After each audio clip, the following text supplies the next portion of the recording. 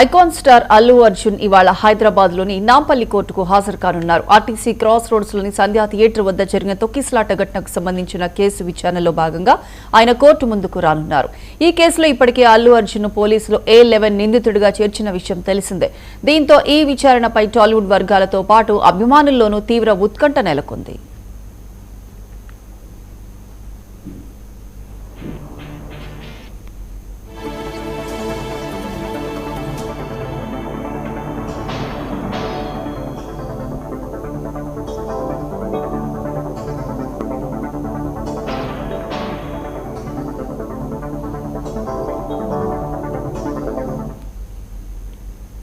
సంధ్యా theatre వద్ద జరిగిన తొక్కిసలాట ఘటనలో ఒక మహిళ మృతి చెందగా పలువురు గాయపడిన నేపథ్యంలో పోలీసులు కేసు నమోదు చేసి దర్యాప్తు కొనసాగిస్తున్నారు.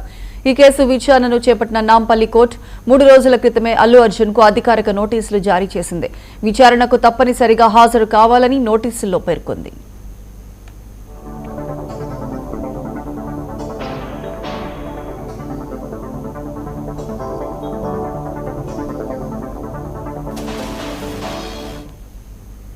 అయితే ప్రస్తుతం తాను ముంబైలో సినిమా షూటింగ్ లో బిజీగా ఉన్నందున వర్చువల్ విధానంలో విచారణకు హాజరయ్యేందుకు అనుమతి ఇవ్వాలని అల్లు అర్జున్ తరపు న్యాయవాదులు కోర్టును కోరారు.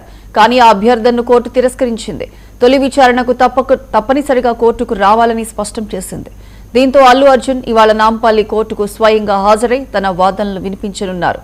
కోర్టులో జరిగే విచారణలో కీలక పరిణామాలు చోటు చేసుకునే అవకాశం ఉందని న్యాయ వర్గాలు భావిస్తున్నాయి.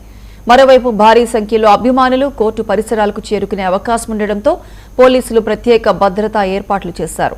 ఈ కేసులో కోర్టు తదుపరి విచారణ ఎలా నిర్ణయం తీసుకుంటుందన్న దానిపై అందరి దృష్టి నెలకొంది.